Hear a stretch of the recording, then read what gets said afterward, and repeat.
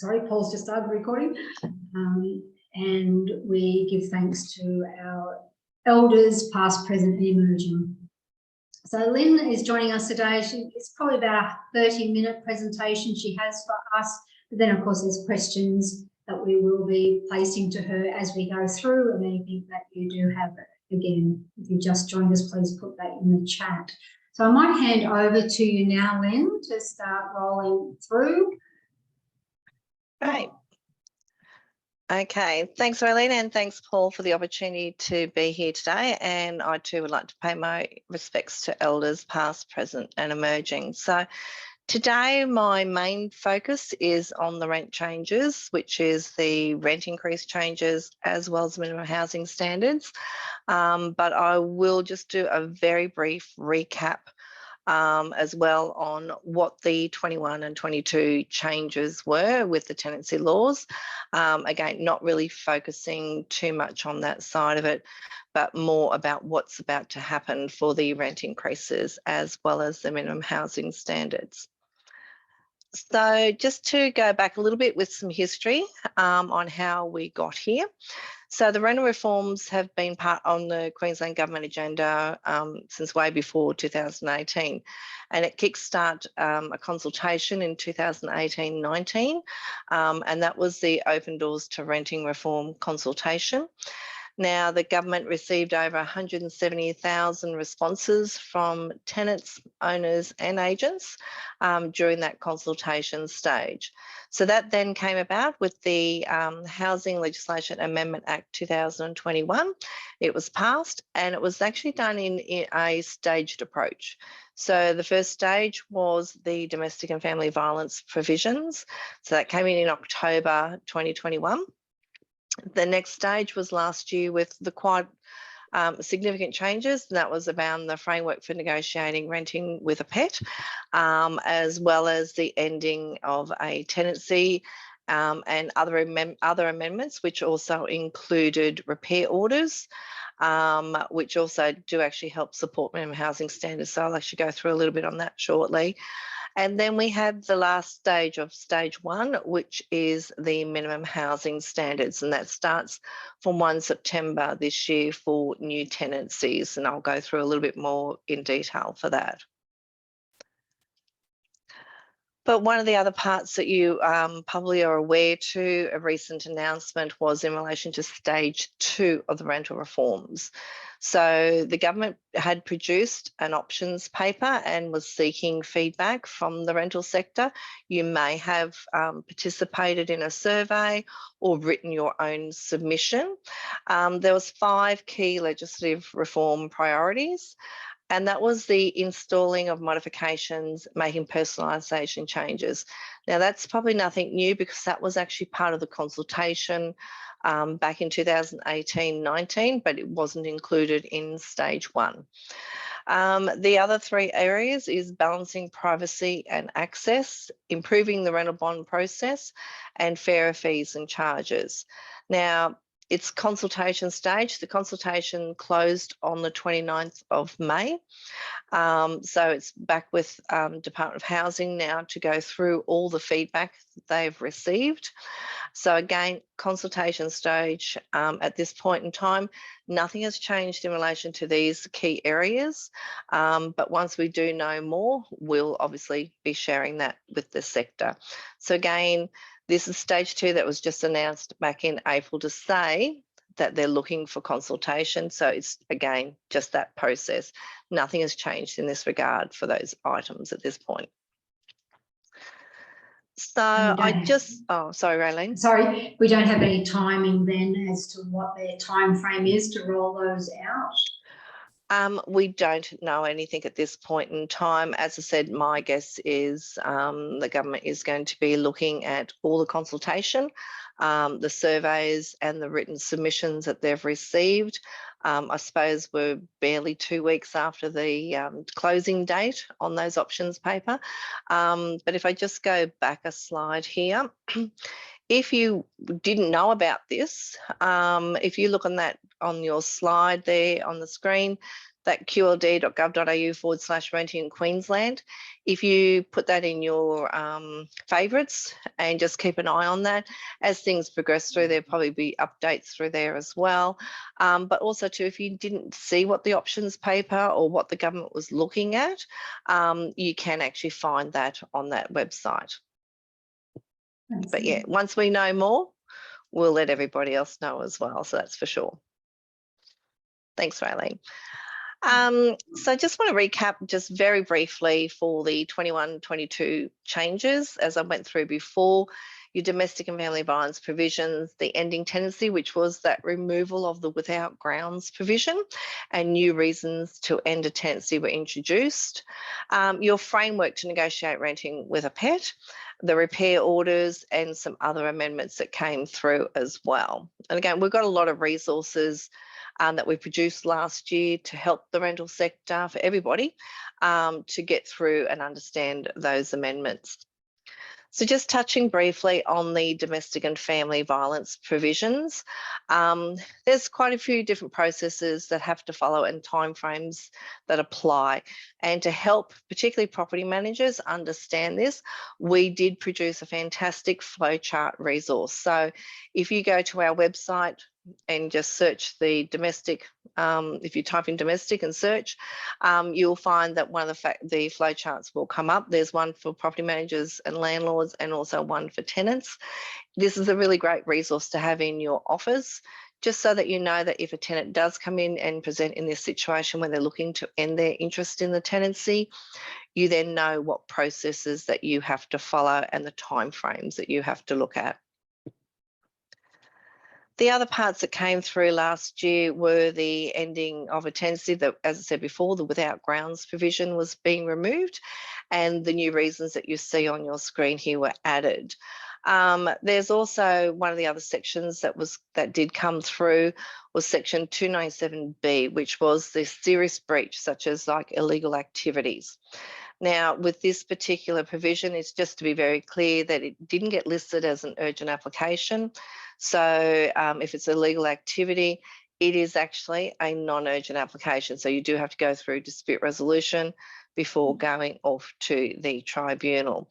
The other part, considering we do have some on-site managers online here today, is section 299 also, which is your repeated breaches, also now include repeated breaches of body corporate bylaws. So if you've got someone that is constantly breaching a bylaw in your complex, then that is now actually being captured under repeated breaches as well. Additional grounds were put in for tenants to also end the tenancy. Now, the first one was that the property is not in good repair. When minimum housing standards come in play, that will also include that if the property is not in good repair or meet minimum housing standards, that a tenant can actually give notice within the first 7 days of occupancy and look to end the tenancy. You got death of a co-tenant. For anyone that might be doing student accommodation, there was some changes in that regard.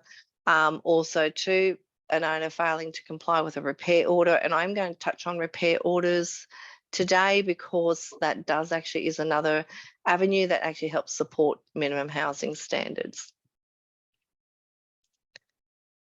So just a caution on the ending of a tenancy. False and misleading information, if you put that on a notice to leave, there's penalty provisions attached to that. But keep in mind, you cannot relet the property for 6 months after tenancy has ended if you've given notice on the grounds of that there's a change of use, that the property is being sold, or there's owner occupation. Now, it is actually back to the owner to provide reasonable evidence as to why it did occur if there was an investigation. So hypothetically here, if someone had given notice to say that they're going to be selling the property and say they went to market and 3 months later they didn't get the price that they were looking for or things like that, and they went to relet it, if there was a complaint made to the RTA, it would be back to the owner then to actually have a look at demonstrating that they did actually go to market. They were on the market for that 3-month time frame. They tried, they didn't get the price that they were looking for, and you know, they advertised, they did all what the program was. And again, it would be up to the owner to actually demonstrate that. The next part that I want to just quickly talk on is the framework for negotiating renting with PET. This has been in place now, as I said, for, well, we're coming up nearly a year. And it was really about making sure that there's a process for tenants and owners and managers to negotiate that framework to actually have a PET in a property. So an owner couldn't only refuse a PET on reasonable grounds, and the grounds of what you see as listed on the screen. Keep in mind too that a working dog or a retired working dog did not require owner's approval. And just lastly too, I just want to touch on the repair orders. Again, this is something that actually is going to add weight to what's coming up with minimum housing standards. So repair orders just add an additional pathway for tenants to have repairs carried out. So a tenant can apply to the tribunal for an urgent or non-urgent repair, and a copy of that repair order is sent to the RTA. So when the tribunal looks at making an order, they do look at the conduct of the agent or the owner, the risk of injury and the loss of amenity. So the repair order directions could include that repairs are done by a certain date or time or by someone specific. It could be that there's a reduction in rent or a level of compensation to be paid, or that the agreement ends if the repairs are not done by a certain date. So again, or one of the other things to keep in mind that if there could be a repair order that says the property cannot be relet until the repairs are done.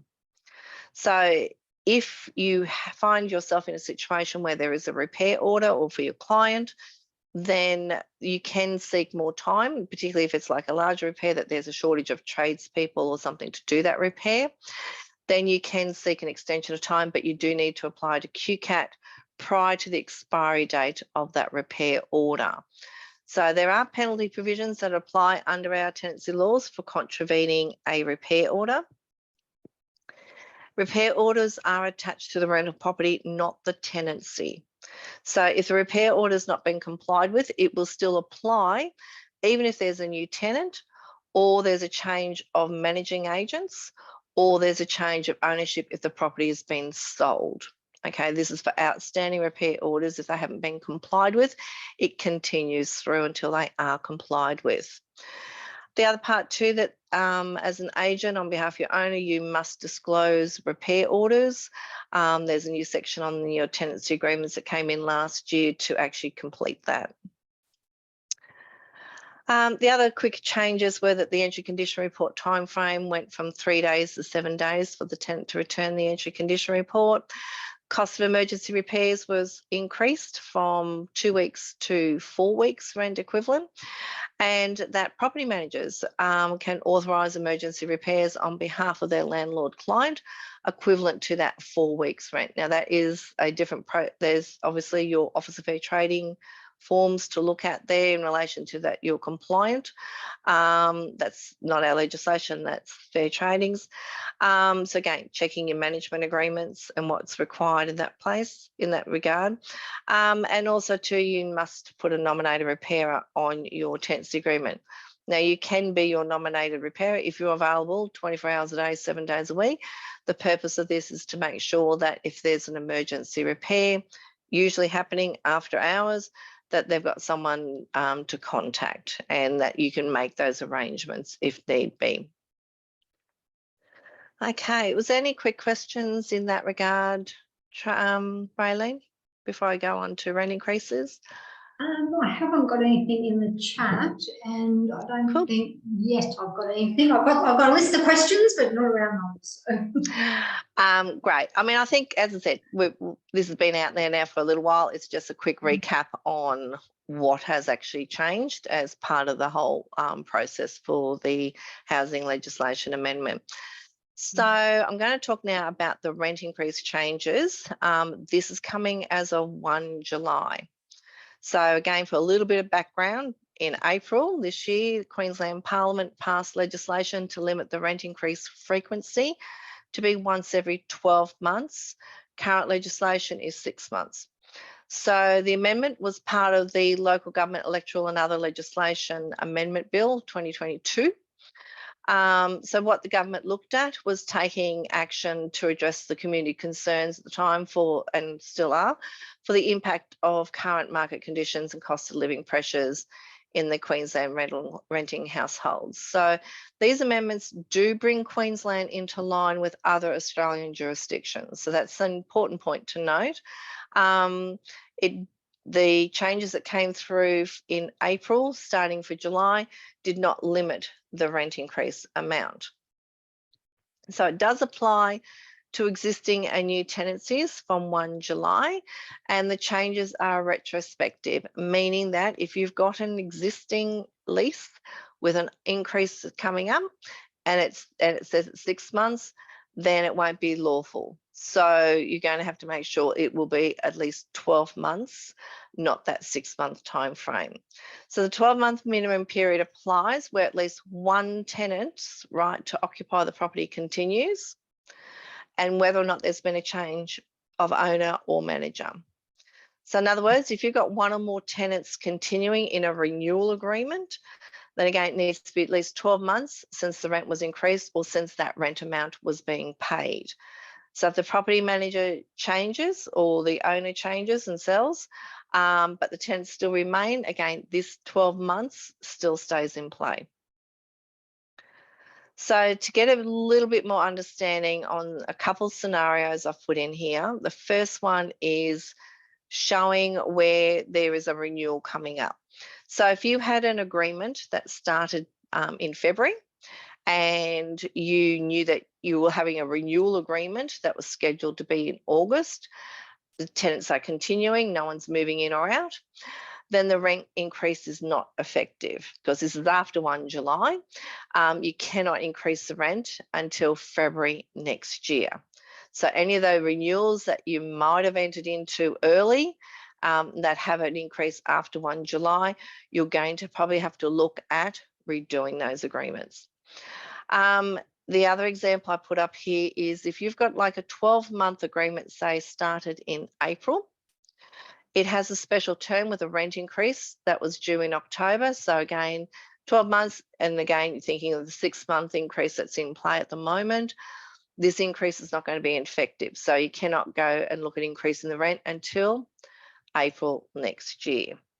So I think I put May there, sorry, it's April. So it's really important to note that 12 months does not mean 52 weeks. If you get a calendar out, you might find that you might be a day or two short with what is a month versus what is a week. We have the Acts Interpretation Act of 1954. Yes, someone hasn't updated it. And it actually says what a month is versus what weeks are, what days are, what hours are, and things like that. So keep that in mind when you're looking at your property management software, that when you are looking at doing increases or any of your agreements and things like that, that just be careful about your weeks versus your months. Can't give you legal advice. That's just something just to be mindful of. Your notice period still applies, so you still do need to actually give a tenant notice if you are looking to increase the rent. And we are getting asked a lot of questions in relation to what happens if I've already signed a lease that started after July and it had an increase, because it's obviously may not necessarily be compliant now if it's under, if it's not that 12-month time frame. If you have done that, we would recommend that you probably go and redo the agreement. Pick up the phone, have a conversation with the tenant and say, well, the agreement that I sent out when we negotiated back in April or May, and we sent you out a lease that you signed and agreed upon, and you've sent it back, and it's going to start after July, but it's not going to be 12 months, it was only going to be 6, then you will have to look at redoing that agreement or informing the tenant that the increase that was part of that agreement won't be taking into account. It'll be the same rent as what they're currently being paying. If you have an agreement that went out that actually has a special clause in there that said that you will actually be increasing the rent, again, if it's not been past that 12-month time frame, you'll be writing to your tenant and saying that special clause will not be activated. So you need to be looking at your time frames on that. So it's just something to be mindful of. The other part, legislation, nothing's changed in this regard if a rent increase a tenant deems it to be excessive. So this is still in place and nothing's changed. So a tenant can make an application to QCAT for an order if they feel that the rent increase that they've been given is excessive. So there is a process to follow and obviously timeframes as well. It does need to go through the RTA's dispute resolution service first before a tenant can apply to QCAT, but the tenant must be applying within 30 days of receiving the notification of the increase. So when QCAT makes an order in relation to these situations, they look at the range of market rents usually charged for comparable properties.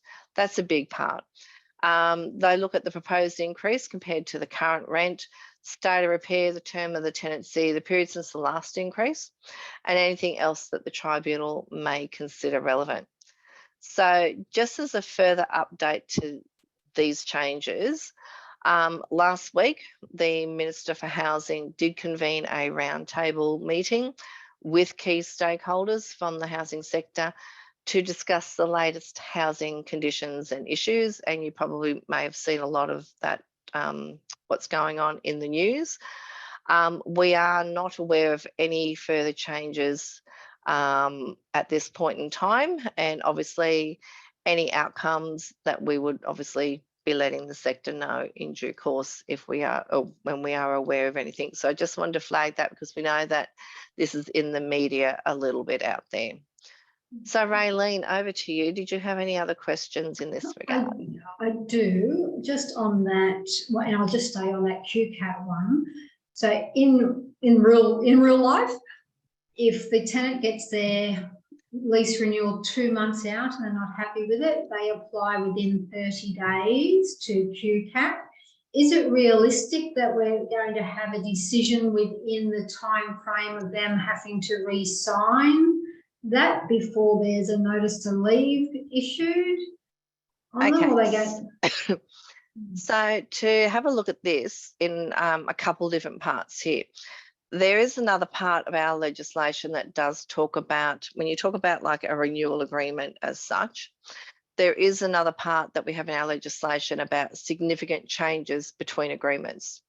And so if a tenant is given a new agreement and with a rent increase that they feel might be excessive, they do actually technically, under significant changes between agreements, actually have to sign that agreement and then dispute it.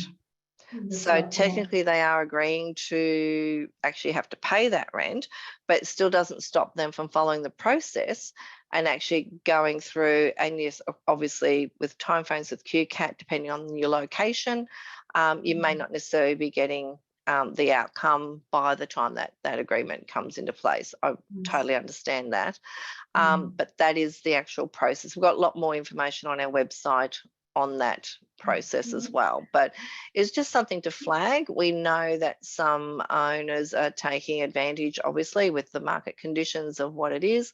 We also know too that some owners are going, you know what, I know my interest rates hit me and I know I'm trying to look after my tenant as well as trying to look after what's happening in my world as well. So it is a bit of a balance, and we do appreciate that that's what a lot of owners and tenants are trying to get that balance.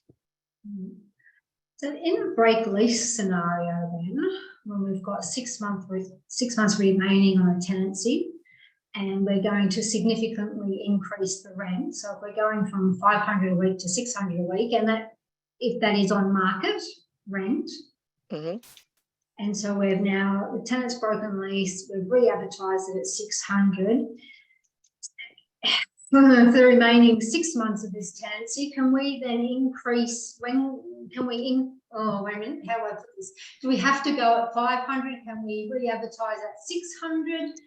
Yeah, what I'm looking understand. At is the current tenant claiming that it's, what is it, unfair to them to have to pay the rent until we get a new tenant. So how does that all then fall in line with our once every 12 months? Yeah, totally understand where you're coming from here. So I'm going to probably bring it right back to the basics of just forgetting all about like your 6 and 12 month side of things for a moment. let's come back to a lease break situation in general. So we actually have a section in the legislation that requires the owner or the agent to mitigate loss. So if they're looking to claim compensation, which is what happens in a lease break, you're claiming compensation for potentially loss of rent, you're claiming that compensation for the agent charging the owner a let fee and things like that. So that mitigation of loss is a very important section of the legislation when we start talking about lease break.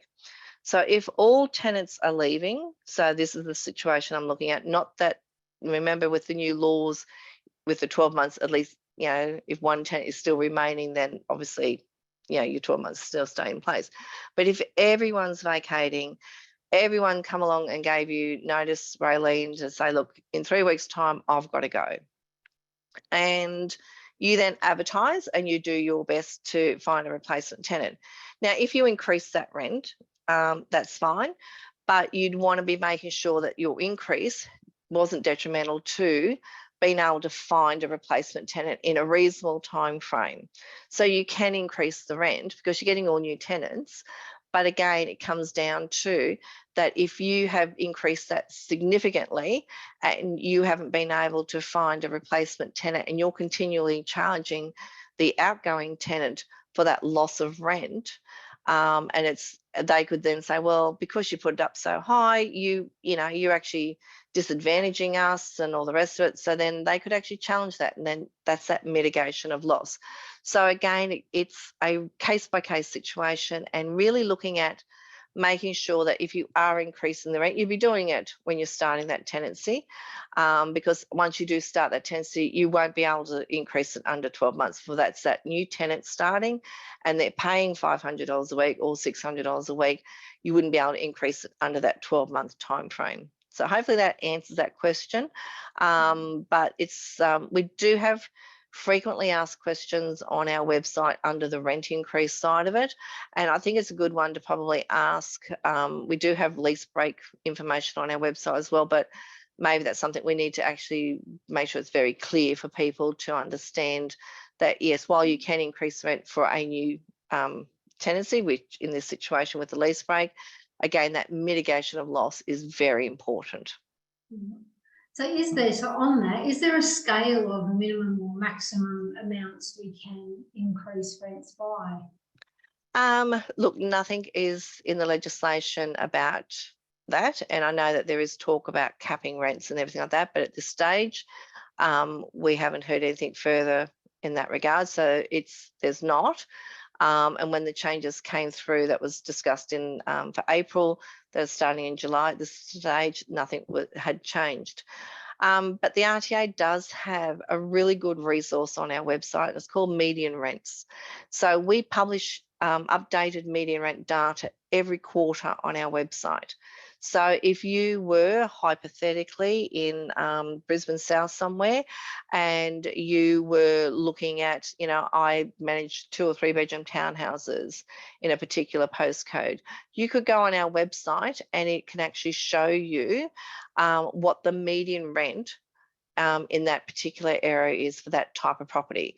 So we have 2, 3, 4 bedroom houses, and we have 1, 2 or 3 bedroom units that we actually publish the data on. And again, you can search it by your region, search it by your individual area and the type of property. And that's a really good tool to actually start seeing, well, how much rent actually has gone up over the last quarter? How much did it actually go up in my area in median terms over the last 12 months? Because you can actually, we do go back 2 or 3 years, but we do publish it every quarter as well. So it's a really good tool, and I would recommend your listeners actually having a look at that. So that was called Median Rent Finder? Median Rents, yeah. Median Rents, okay, excellent, thank you. Yeah. You mentioned something too about people getting creative with those tenancies, about them taking like approved occupants. So there's a husband and wife. The tenancy's in the husband's name, and then they're changing it to the wife's name to be able to get the rent increase. Yeah, some people are looking to try and evade the tenancy laws. So as an example, you've got the leases in the husband's name, but what we'll do is we're going to increase the rent, and but we'll just swap the lease over to the wife's name, and it's a different tenant, and we'll just keep going, kind of thing. Well, technically, no, they're obviously still living there, but it's obviously deemed to be you're trying to evade or trying to contract outside the legislation, and in that case, you could be looking at falling under Section 53, which is contracting out of the Act is prohibited, which has got penalty provisions attached. So whilst we understand people getting in their head around the new changes and things like that, if you're deliberately trying to evade the legislation in that sort of a situation, then again, that could be penalty provisions coming your way. Okay, thank you. Okay, let's have a quick talk about minimum housing standards, because this is the other major change that's coming through as part of like the end of stage 1 rental reforms. So before I start, like if we have a look at the background, why this was actually introduced, when the bill was put into Parliament, it started to talk about that it was to ensure the risks to occupant health and safety are minimised, looking to strengthen existing obligations around repairs and maintenance, and supporting enforcement of existing tenancy rights, and also introducing that minimum housing standards for all rental properties. So it will start from 1 September for new tenancies. So the moment after 1 September you are signing up new tenancies, this comes into play. For all tenancies, it will be from September next year. So if you are signing up someone hypothetically here in December or January, minimum housing standards will kick over in there. But if you are not signing up a new tenancy, and that includes renewals, then you won't be captured until obviously whenever that changeover of that tenancy occurs, or 1 September for next year. The rental properties need to be safe, secure, and reasonable functionality. Can I say a lot of this is already in place in our legislation, so it's just putting a bit of a framework and a bit of a platform around what actually is minimum housing standards. And again, don't forget, you have Section 185 of the legislation. Nothing's changed in that regard. That's the lessor must not be in breach of any health and safety laws, must ensure that the property is in fit and good condition for the tenant to live in, and while the tenancy continues, they must look at doing repairs and maintenance. So nothing has changed in that regard. This just tightens things up a little bit about, again, minimum housing standards. So if I have a quick step through first of what safe and secure means. First of all, weatherproof and structurally sound. Your roof and windows need to prevent water from entering. The floors, walls, ceiling, roof, deck or stairs not likely to collapse due to rot or a defect, and supporting structures not affected by any significant dampness, and the property conditions not likely to cause damage to the occupant's personal properties. I'd like to think that no one would be looking at managing a property that wouldn't meet this. The next part is about fixtures and fittings need to be in good repair and not likely to cause injury.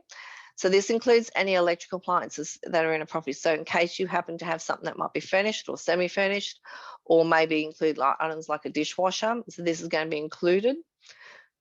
The property needs to be free of vermin, damp and mould. Now, this obligation does not apply if the vermin, damp or mould is caused by the tenant. Okay, mould is one of our popular topics that we do get asked a lot of questions on, but nothing's changed in that regard in relation to who's responsible for what. But again, we come back to property needs to be free of mould now as well. So the locks on windows and doors, the legislation changes state a functioning lock or latch is fitted to all external windows and doors to secure the premises against unauthorised entry. It applies to windows and doors that do not require a ladder for access. And again, the clear purpose here is to make sure that the premises are secure. So we've been asked, oh, do I need to put deadlocks and key locks on everything? And well, no, the Act says functioning lock or latch. And again, making sure that the premises are secure. So there could be someone's requirement of secure living in the city might be a little bit different to someone's requirement of secure in the in a country area or regional area. But again, that functioning lock or latch fitting to all external doors and windows. With window coverings or privacy coverings, windows in rooms which the tenant would reasonably expect privacy. So when we're talking about this, we're talking about bedrooms and bathrooms. So it could be curtain, blind, tinting, or glass frosting that might be required. It doesn't apply, however, if the window is obstructed by a fence, hedge, tree, or some other feature in the property. So reasonable functionality, this again, probably already in place with most properties, but the premises must have adequate plumbing and drainage for the number of people occupying the property and be connected to a water supply service or an infrastructure supplying hot and cold water suitable for drinking. The bathroom and toilet facilities must provide privacy and also function as designed, and they must be connected to a sewer, septic or other waste disposal system. And if included, the kitchen must have a functioning cooktop and the laundry must include the fixtures required to provide a functional laundry. Now, I was at an event yesterday and someone said, well, does that mean I have to put in laundry tubs and things like that? Do I have to provide a washing machine? The answer is no. It talks about the fixtures required to provide a functioning laundry. If those fixtures are your plumbing, obviously for a washing machine to drain, and also taps for a washing machine to be connected, it doesn't say that you're providing a washing machine. It's not saying that you must provide, you know, like a tub and things like that, providing it actually has the infrastructure and the fixtures that you can actually connect your washing machine to, then that is fine. That's a functional laundry. So just a reminder too that section 214 is your emergency repairs. As of 1 September, it's going to include the wording that says that the premises or inclusions to comply with prescribed minimum housing standards will be an emergency repair. So when we start talking about all those other items that I listed before, functioning lock or latch, although that actually still is potentially included in emergency repairs now anyway, but those other items that I've just gone through will become an emergency repair. So that again comes back to what was already passed last year about, you know, an emergency repair can actually be increased from 2 weeks to 4 weeks rent for the tenant to get things fixed. So again, really super important to make sure that your tenancy agreement have those contact details for where the tenant needs to, who the tenant needs to contact if there is an emergency repair.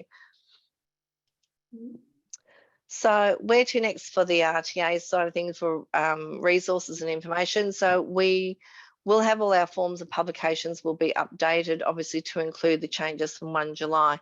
And then as of 1 September will also be included on that as well.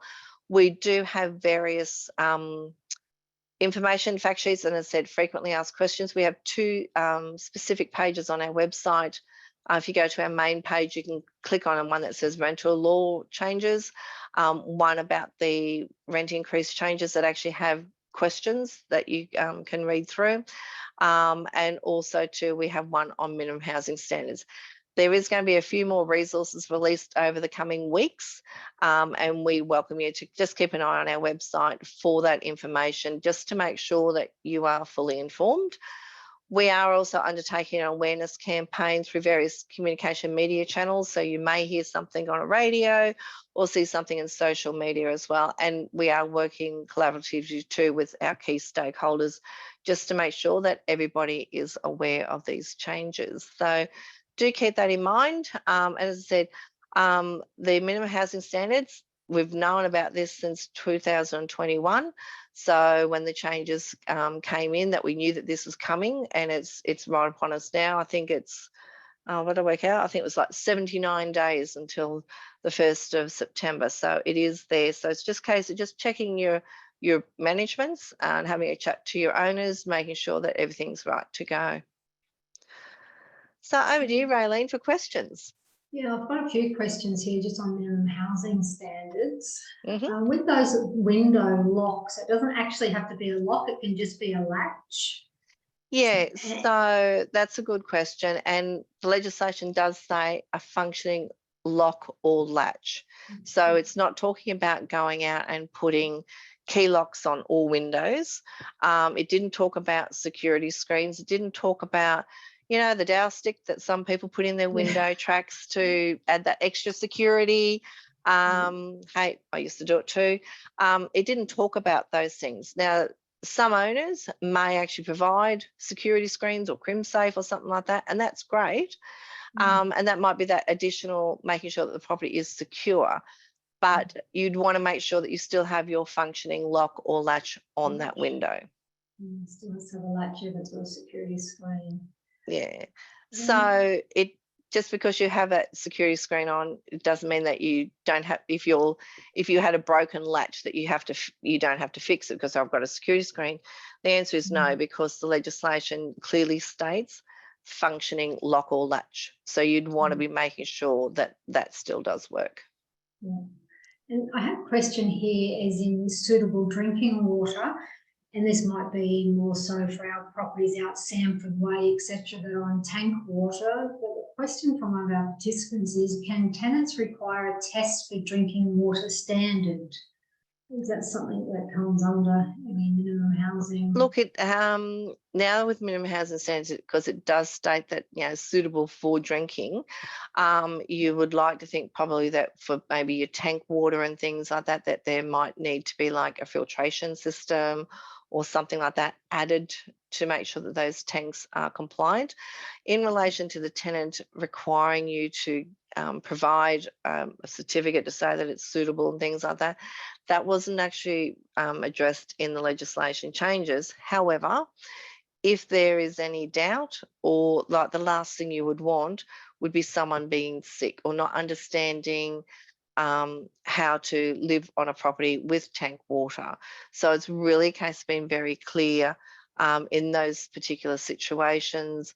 What does the tenant need to know in using tank water? Also to whether the owner needs to consider looking at putting a filtration system or something to make sure that there is suitable drinking water, whether it's through the tank or through another system. Excellent, thank you. Paul had a question on in the RTA Act, get my tongue around it, section 277B and C, the wording's been changed. The word that was before about the tenancy ending before, whereas now it's changed to after. Are you aware of that change, and what implication does that have? It's about tenants getting back keys. Yeah. First of all, I'll probably go back. I know that there's been people mentioning, you know, why did it get changed and everything like that. It was an administrative error with the drafting of the bill when it first came through with the housing legislation amendments. What it was, it's just returning it back to what it used to be. So if I go right back before, it used to be on or after. When the drafting of the bill was put through, it changed it to be before, on or before. We're just putting it back to how it used to be. That's all. So there's no real difference in that regard. Because technically, like if someone had given notice as it currently stands and it says on or before, they could be handing keys in obviously earlier and there would be nothing that could happen in that regard. So we're just fixing that one word, just brings it back to what it used to always say. It's not about, you know, if you give notice, you're expecting obviously then the tenant to be handing back possession on that date. However, if they don't, then they're obviously not required to hand possession before that date. They're required to hand it on that date or after. So it may be that they negotiate with you to hand it the following day. It could be that they, if they don't go on that day, then you still are pursuing the matter through the tribunal. So it's just, as I said, an administrative process that was just changing one word back to what it used to be. Okay. Back to our housing, our rent increases. Paul has a question on this new tenant coming in. So we've had a break lease. I believe I've got this right, Paul. We've got a break lease, and perhaps we haven't been able to secure a tenant at the higher rent. Or sorry, I think he's saying we've put a lease in now at the higher rent. However, to entice the tenant in to mitigate the loss of the first tenant, we're offering a discount of rent for the first, say, 6 months, which is that initial tenancy that's now being broken. So is that a way to get around it? So the new lease is $600 a week. However, we're giving a discount for 6 months to $500 a week. Look, the legislation doesn't talk about discounts, and I really don't have a black and white answer in relation. Well,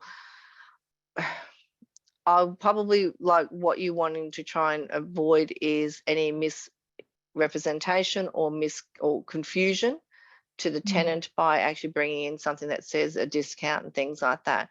Bottom line is the legislation is very black and white on your 12 months, and you wouldn't want to be trying to go outside that. If you are saying to a tenant, well, here's your new lease, it is for 12 months, but we will, the rent is this amount of dollars, but we're going to be offering a discount. Again, keeping in mind about making sure that it's very clear that you're not increasing a rent, or that the tenant is fully aware that of what processes that you've got in place here to try and make sure that it's clear of that the rent doesn't increase. So as I said, the Act doesn't talk about discounting the rent. So I'd just be a little bit cautious, and I can't give you legal advice on that. Yeah. Just to our participants, there are some questions coming through which are general RTA questions, and I would encourage you to reach out to the RTA. They have a great service where you can ask them questions on some basic things that are being asked in the chat, which are not really around our minimum housing standards and our rent increases at the moment. So I probably don't want to chew up everyone's time with everyone's questions on individual situations that are coming through. Is there any other questions that people have regarding what we're looking at with minimum housing standards or rent increase? So I'll just read this. Is fencing considered part of being safe and secure? If the property does not have the fencing, can the tenant request the owner to install it for safety reasons after moving in? Okay, so that's fair, I think, with minimum housing standards. That's a good question. We haven't actually been asked that. We've been asked about fencing for pets, but we have not been asked about fencing for safe and secure. It's about the actual property. It's obviously the premises, I suppose you could say, rather than the actual property. That would be something that obviously we would encourage the tenant and the owner or the agent to be negotiating and everything like that. Obviously, when the tenant moved into the property and they could see that there was no fence attached, if their situation has changed, that they feel that they need something like that, then that may be a conversation with the owner or the agent. However, fencing wasn't actually part of it, but as I said, we talk about reasonable security. Part of that is those windows and door locks and latches and things like that. Fencing wasn't actually part of that. So again, we'd encourage parties just to really talk to each other, find out why, what might be the actual concerns. You may find that there might be another situation underlying that with that type of request. But there was no obligation for an owner to actually improve the property, you know, to go over and beyond what is actually, as I said, minimum housing standards. There's a word in there that says minimum. Sorry, Lynn, regarding the rent increase limitation, like, do you think that that limitation would discourage landlords to renew lease with the current tenant due to rising interest rate and force the current tenant to have to pay for moving costs and cleaning, and then they still have to go and find another property at the market rent? Yeah, look, Paul, we are hearing, obviously, like yourselves, hearing things like that on the news, people making inquiries and things like that. Rather than keeping on a tenant, the owners are choosing to end that tenancy. We, you know, probably can't really make a comment in relation to whether that's the right thing to do or not. We always just say to owners to look at, you know, if you've got a good tenant, you know, is it worthwhile hanging on to that good tenant, and try and maybe down the track try and catch up if it's under that, they couldn't increase under the 12-month time frame. Understanding too that obviously landlords have costs with obviously increase in interest rates and so forth.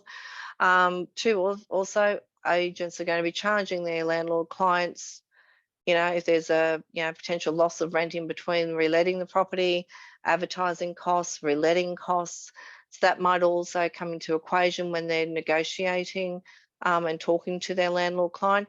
We can't stop, obviously, if owners wish to look at ending their tenancy. But again, we'd actually ask owners to consider the tenants that they've got and try and maybe work something through in maybe whether, you know, do they keep their tenant, do they end their tenancy?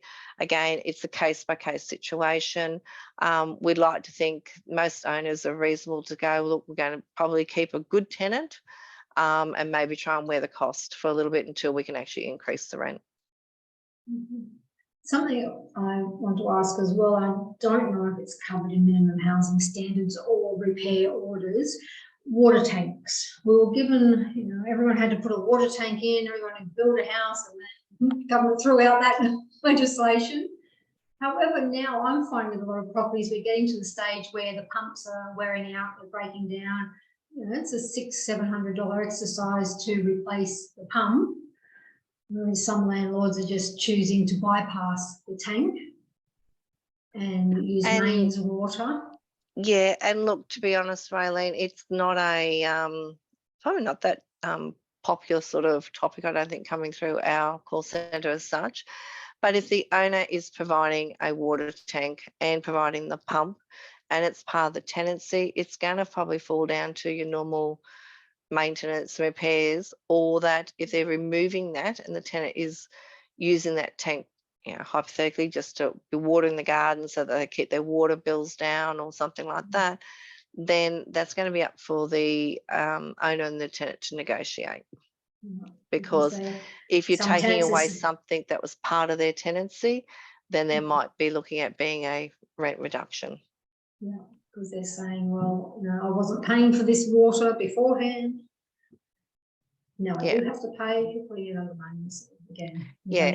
So and again, it's I'm just trying to think of something different here to just like align it, I suppose. Anything that is actually like an inclusion of the tenancy. So whether we're talking about a water tank, whether we're talking about, dare I even say, air conditioning, or dishwasher, or some other feature that's in the property, and that doesn't work, or the owner doesn't want to now repair it or replace it or whatever. If there's an item that's now actually the tenant doesn't have access or doesn't use now because the owner hasn't replaced it, repaired it, then looking at the tenancy, there's sections of our legislation that talks about that their tenant could be looking at compensation, or dare I say like a reduction in rent for the removal of that item.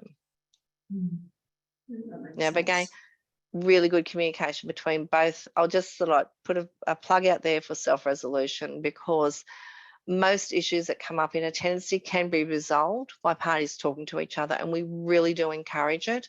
Unfortunately, the RTA, we get disputes at the RTA, and we really think some of those can actually get resolved if people just talk to each other, particularly also at the end of a tenancy. But again, during the tenancy as well, have that really good open communication between each side. Also too, obviously including your landlords as well, getting them up to speed in understanding what the legislation requirements are, and getting them to know that their responsibilities, likewise the tenant's responsibilities under the legislation as well, but really talking to each other and trying to resolve those issues. If you can't, the RTA is here to help. So we have a dispute resolution service available. Our conciliators are impartial. They're there to try and help both parties get to a suitable outcome. If it's then not resolved, the next step process is dispute resolution, is QCAT.